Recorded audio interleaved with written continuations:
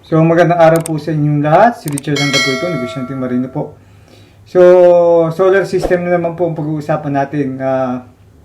Ito po yung solar setup na 640 watts grid tie inverter solar power po.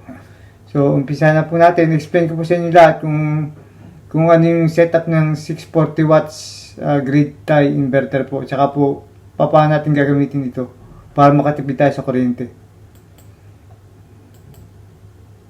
So ito po yung ito po yung aking nire-recommenda sa inyo if ever na si 640 watts po kayo. So kailangan niyo ng dalawang panel na 320 watts. So dalawang panel po 'yan at dalawang 600 watts grid tie inverter. So dalawa po.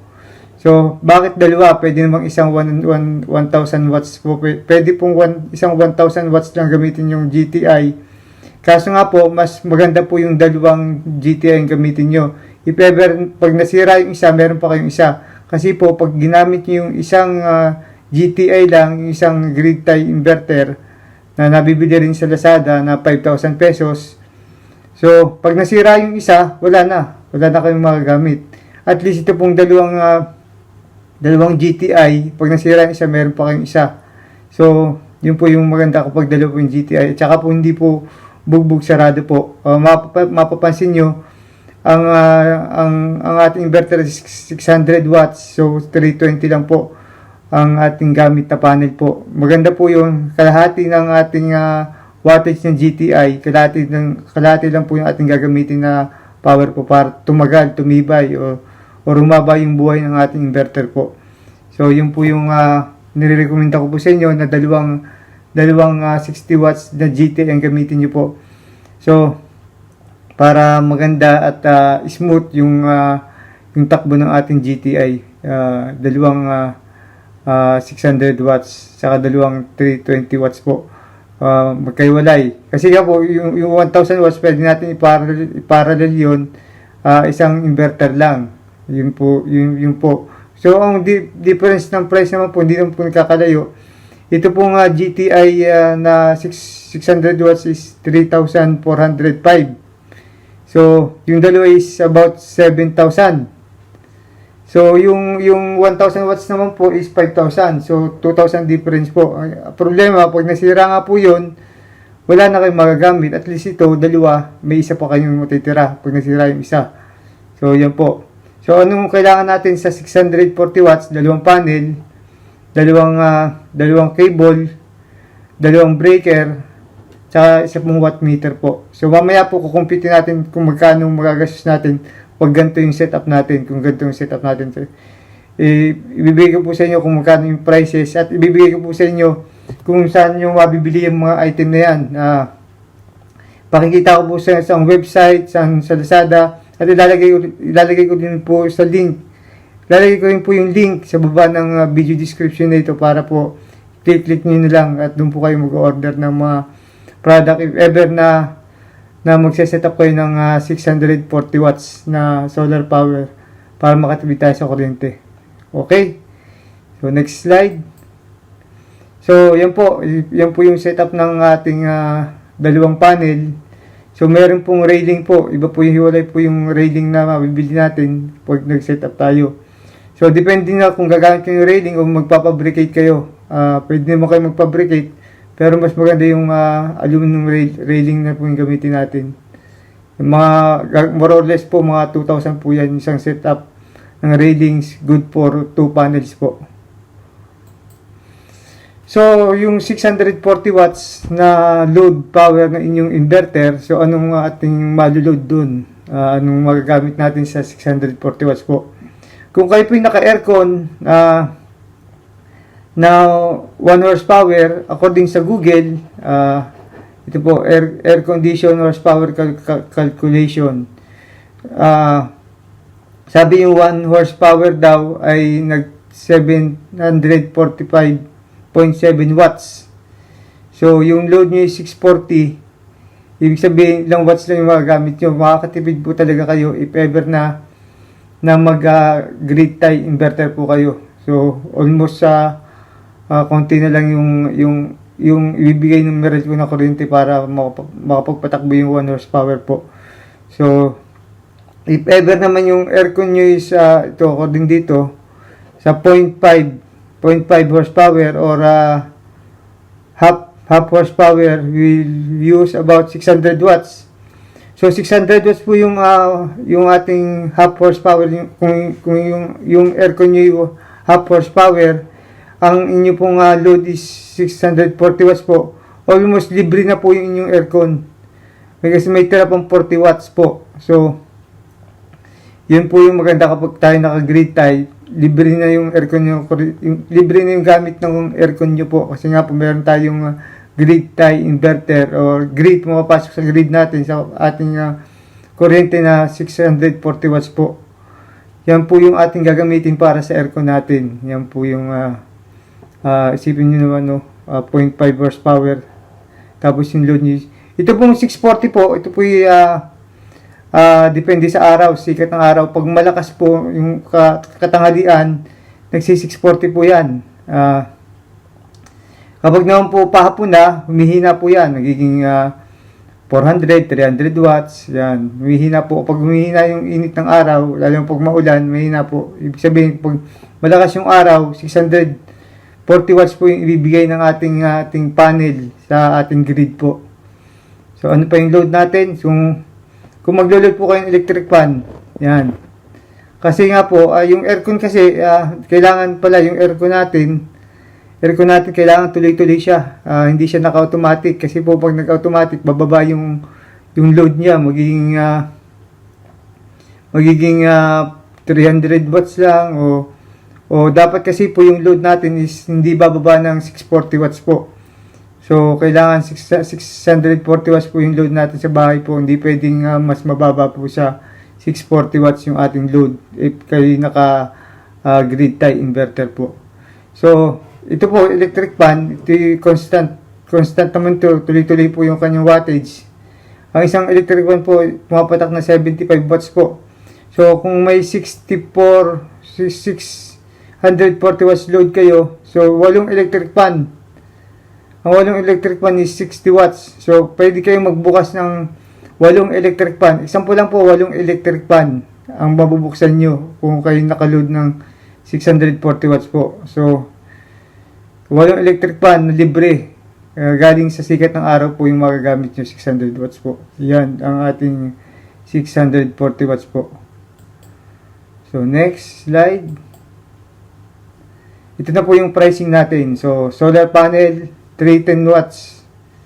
310 watts po. Kung 310 watts lang bibili nyo is 5,500 ang isa. So, 2 piraso is 11,000.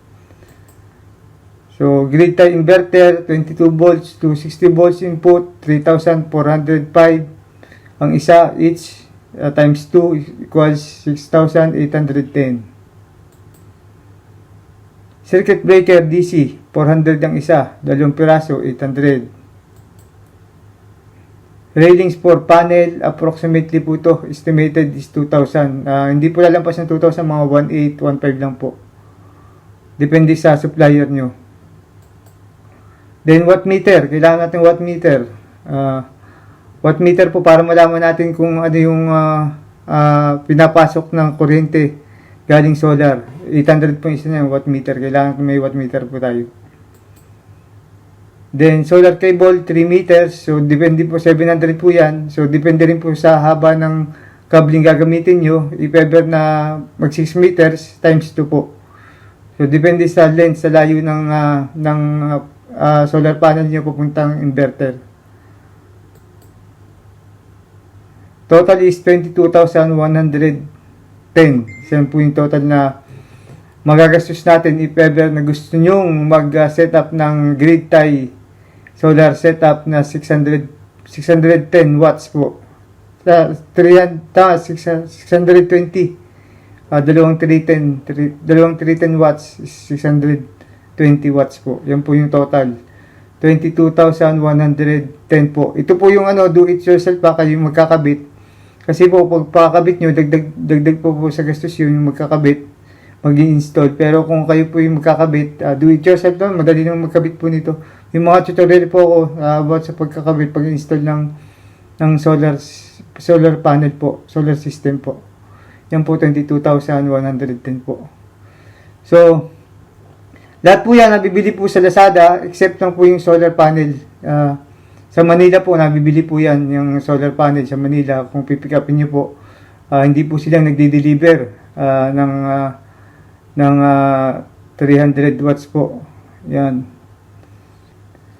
Then, yung sunod pong video, yung ating mga website na pupuntahan kung saan tayo pwedeng bumili ng mga solar panel, saka solar equipment, saka mga Lazada po. So, ilalagay ko din po yung mga link sa baba ng video description nito kung saan yung makikita yung mga website, kung saan kayo pwedeng bumili ng panels, saka po yung mga accessories ng ating solar po. Sige po. At doon muna tayo sa sunod na video. So ngayon po, ipapakita ko po sa inyo kung saan kayo pwedeng bumili ng mga solar panel, solar accessories. So puntahan po natin itong unang website, solarprice.com po. So Trina Solar available in our branches. So kung kayo po taga Quezon City, Cebu, Alabang, Tacloban, Angeles, Davao, Zamboanga, yan po yung kanilang mga outlet po, mga branch. So, yan po yung website nila. Punta po kayo sa www.solarprice.com. So, makikita nyo po yung mga binibenta nila dito. So, punta tayo sa panel. Trina Solar. 450 watts, 7.5. 490 watts, 8,500. Mono 5BB bus bar. So, ito po yung price nila ng 50 watts mono, 1.5, 100 watts, 150 watts, 200 watts, 310 watts, mono 5,500. JA Solar 310 watts, 550. 340 watts, 6,400 watts, 7,000. So ito po yung kailangan natin, 310 watts, 550 po ang isa niyan. So dalawang kailangan natin equals 11,000. So dyan. So pwede ka pong order dyan for pick up. Yung mga solar panel nila for pick up. Or kung kay may bus, pwede natin sakay sa bus. Yan. Ito yung kanilang mga inverter. Mga dyan. Yan. Meron pa dito. Ito, mga malakihan na po ito. Malaki yung solar setup na to. 1,000 watts na po. 10,000 watts po. Sa bahay naman na maximum lang tayo ng aircon 1,000 watts. Gumagamit tayo. Aircon lang naman malakas sa kuryente. Kapag normal lang na residential.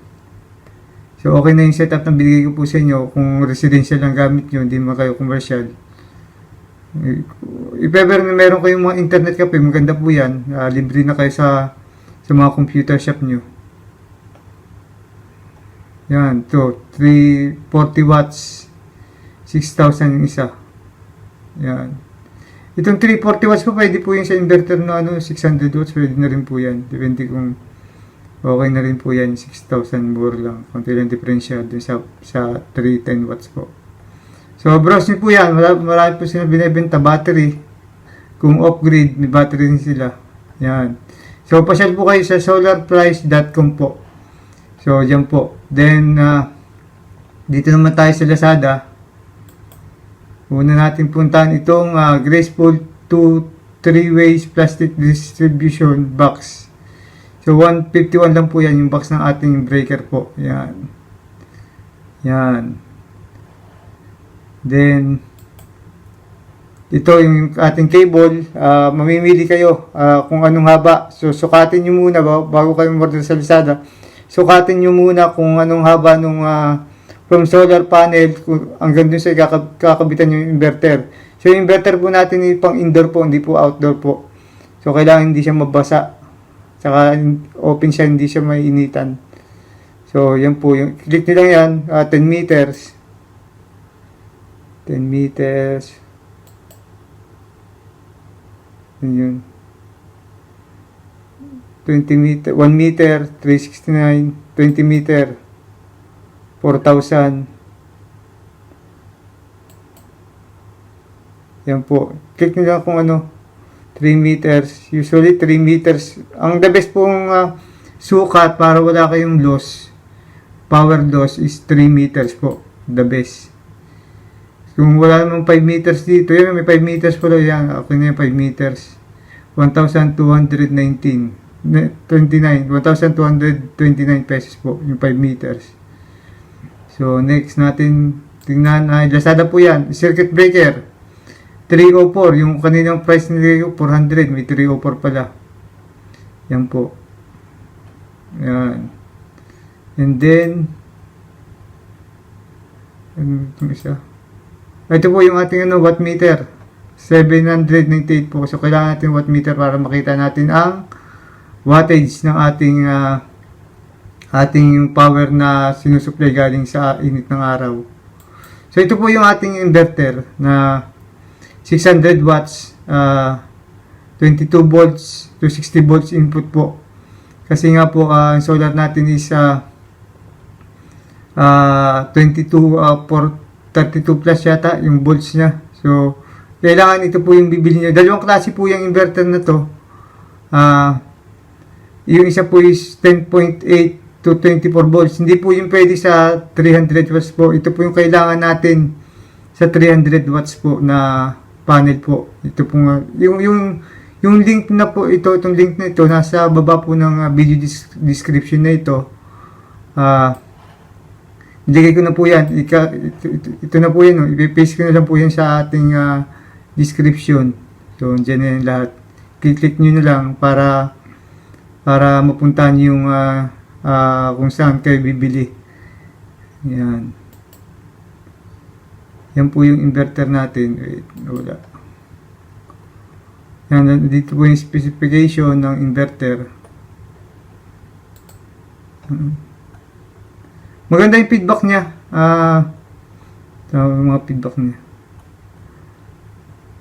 Magamit mo lang ng mga 1 taon to. Tubong-tubo na po kayo.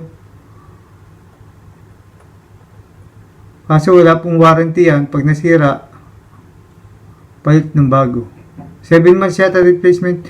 The product looks good. Packaging is very secure. So, recommended seller. I buy again from this shop. Thanks. YNH. Receive item good. Yan no. Thanks seller. Product works as advertised and well packed.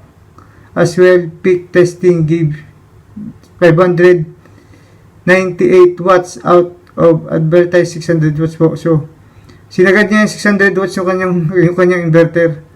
So, wag po tayong magsasagad ng ating 600 watts. So, mas maganda po yung maximum na yung 400 watts, 300 watts minimum, up to 400 watts po yung panel na gagamitin natin sa uri ng